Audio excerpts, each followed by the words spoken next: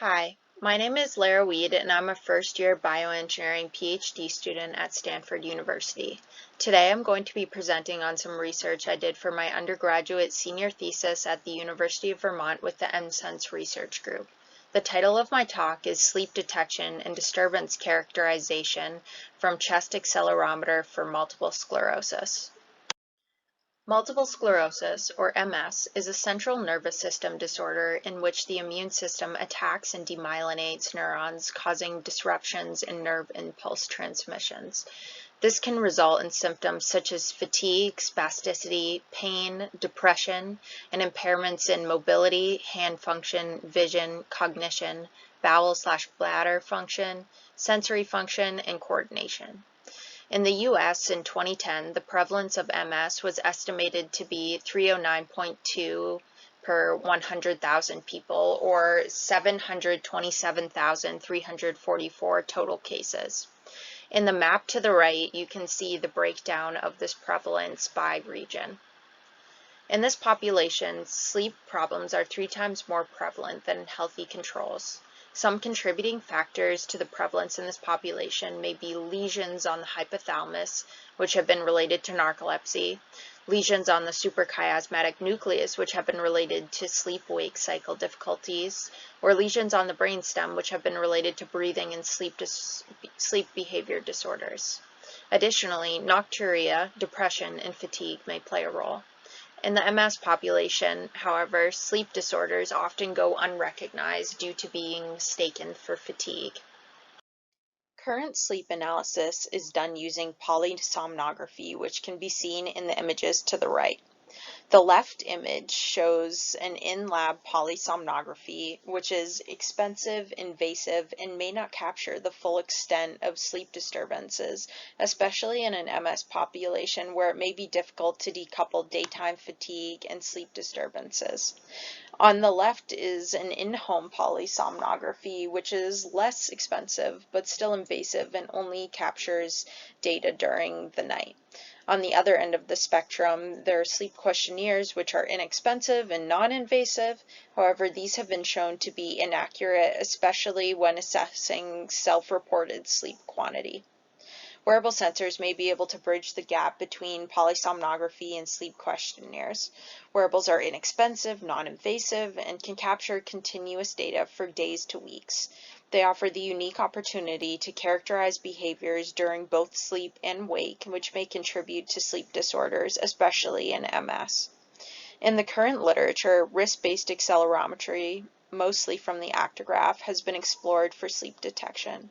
However, other locations, such as the medial chest, may offer more sleep-relevant information, especially with the incorporation of other sensors, such as an ECG or breathing rate sensor. In this study, we investigated sleep patterns in multiple sclerosis and healthy controls by developing sleep detection and disturbance characterization algorithms for raw accelerometry at the medial chest. The approach to this study was to first adapt heuristic wrist-based sleep detection algorithms for use at the medial chest, then characterize movement-based disturbances. For the study design, N equals 29 college-age healthy controls and N equals 29 older adult MS subjects were instrumented with biostamp wearable IMUs measuring acceleration at 62.5 Hz at the medial chest. The biostamp was additionally measuring ECG but was not included in this study. In the lab, each subject completed a standing calibration, then wore the sensors home for at least 24 hours during daily life. A wrist-based sleep detection algorithm from Van Hees et al. 2015 was adapted for use at the medial chest. First, an anatomic calibration was done to align the z-axis of acceleration with the direction of gravity while standing. Then, an angle from horizontal was calculated over 5-second rolling median epochs.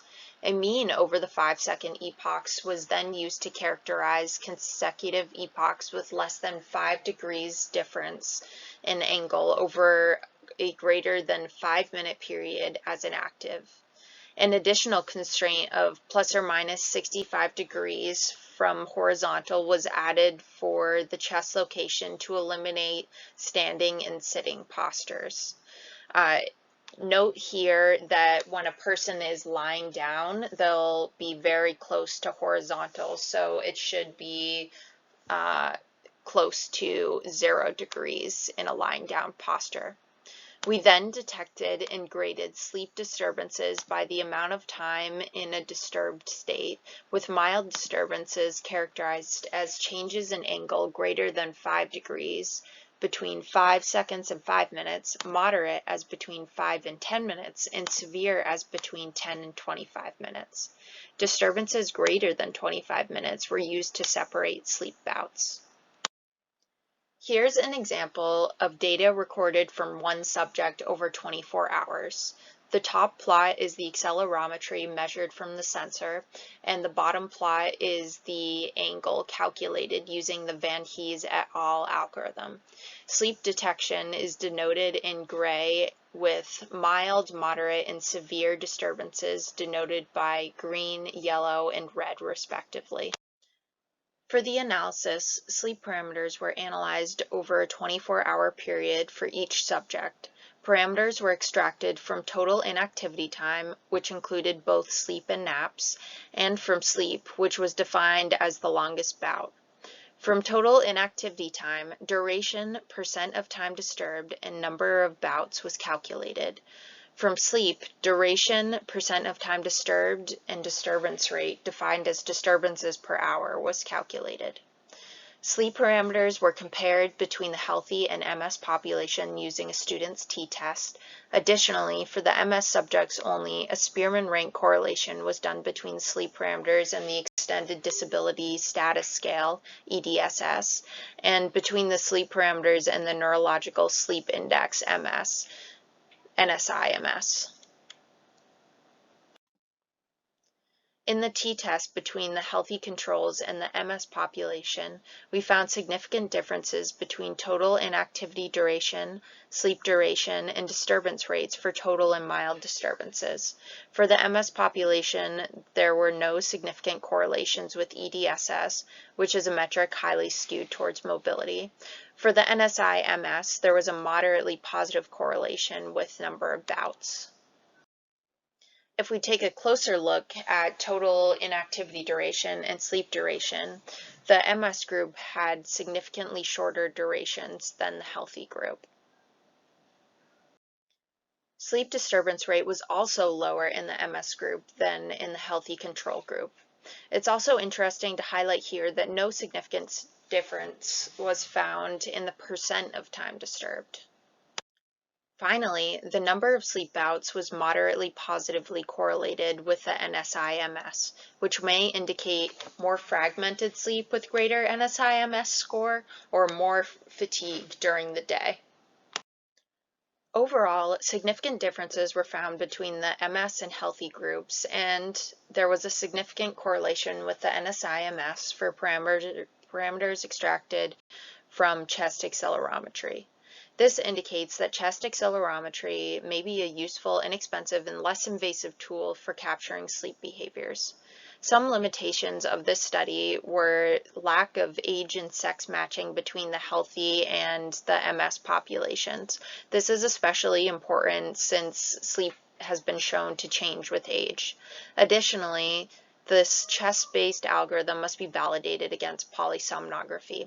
Some next steps in the exploration and development of chest-based sleep detection and characterization algorithms are incorporating calculations of heart rate and breathing rate from the unused ECG, using these for sleep staging, and validating against polysomnography. Here are the references that I used in this talk. And I want to thank you all for listening to my presentation. I would like to acknowledge the people and organizations that made this research possible, including my advisor, Dr. Ryan McGinnis, my thesis committee, my lab mates, the MSense research group, the Fellowships, Opportunities, and Undergraduate Research Office, and lastly, the University of Vermont for an awesome undergraduate experience. Thank you.